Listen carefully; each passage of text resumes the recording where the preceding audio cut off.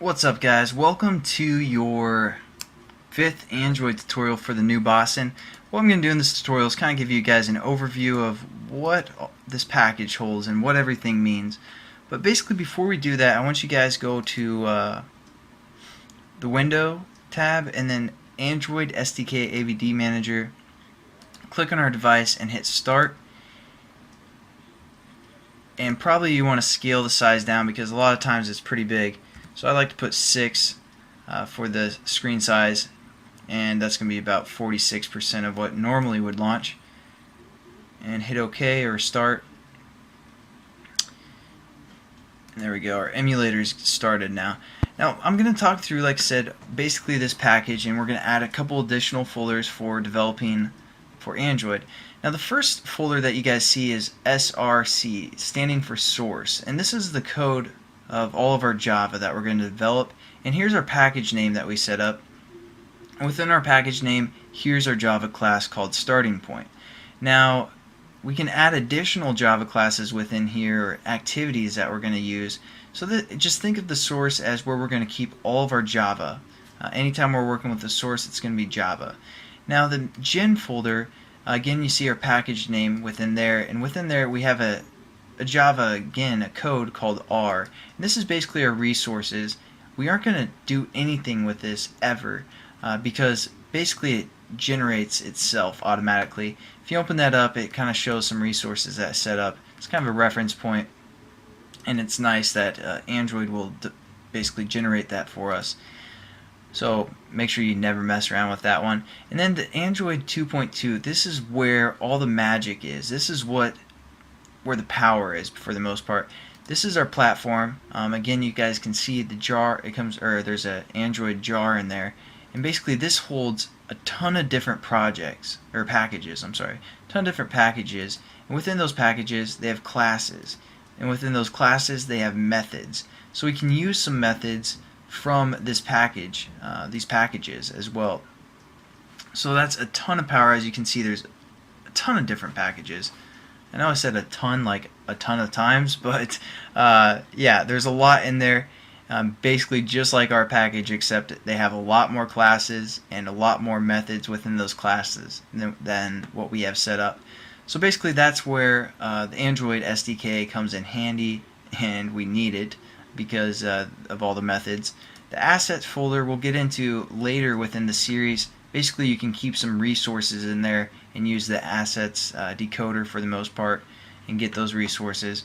But mainly what we're going to do, or at least start out with, for when we're using resources like images and layouts and all that good stuff, we're going to do that within our resource folder right here.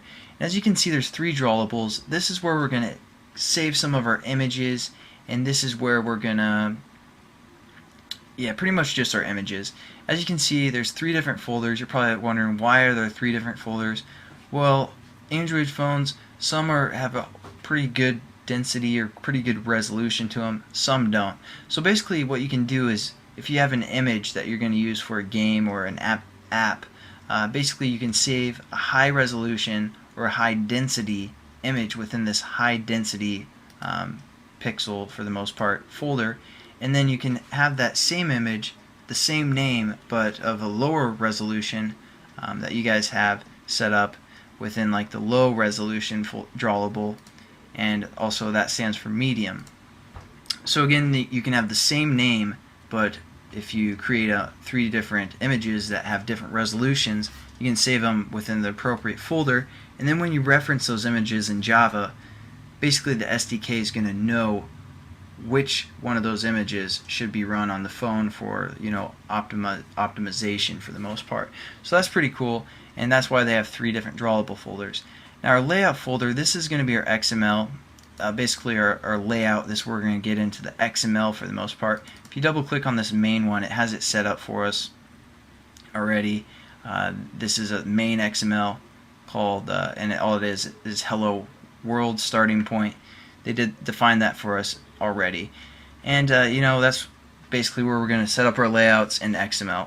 Now the values tab, basically you can keep values in other references such as strings, and then you can reference those strings within your layouts or within your Java as well. So again, that's just for values. What we're gonna do quickly, I'm gonna add 2 new folders. We're gonna go right click on a resource folder right there and go new folder, and we're gonna type this or spell this folder RAW for RAR, our RAR folder, and we're also gonna select this package, make sure it's in the right place, and make sure it's the resources, and all lowercase RAR, hit finish, and this is where we're gonna save some sounds for our application. So that's going to be useful. We're also going to create one new folder, and we're going to call this one layout -land. Hit OK. Basically, that is going to be for when our phone is tilted on its side. If we want to have an alternative layout, we can put that there. We'll get into that later, but I just wanted you guys to have those folders set up. Now the last thing that we're going to define, or I'm going to kind of describe for the most part, is the Android manifest. This is where everything for the most part comes together. If you guys click on it and go down here on the right side, you can go into the actual XML code. It's a little bit easier for me to explain. Basically, it resources everything that we have, like the version or the API level, the application, and the application icon, which is set to a default that they imported for us, as you can see within the drawable folder. Our application name that we set up when we created our project, our starting point class, our activity for the most part. That's the activity bracket. So this is for one activity called starting point. That is within our application. Basically it, and if you go over here, this activity is our launcher item, so when our activity starts, it's going to look for the launcher item and start this activity starting point. So basically the manifest pulls everything together and adds your resources for all your different activities, and you can set up some sweet stuff within here as well.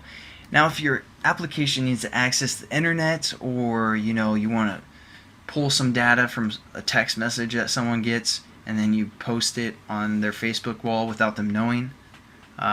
Basically, you're going to use permissions. You need to get permissions, like I want to use the permission of the internet. And you would define those permissions within the manifest, and then when someone downloads your application off the marketplace, they're going to see which permissions your app needs, such as, oh, it needs the internet, oh, it needs a receiver of some sort, oh, it needs to access my camera. What is this application doing? Basically, they're going to see that, and then if they want to download it, they can, but that's basically the only place that they're going to see what permissions we're going to use. We're going to do that within the XML, or within the manifest. So basically, that's kind of an overview. Only other thing I want you guys to do real quick is just right click on your whole package, go to run as Android application, and that's going to load up on our emulator.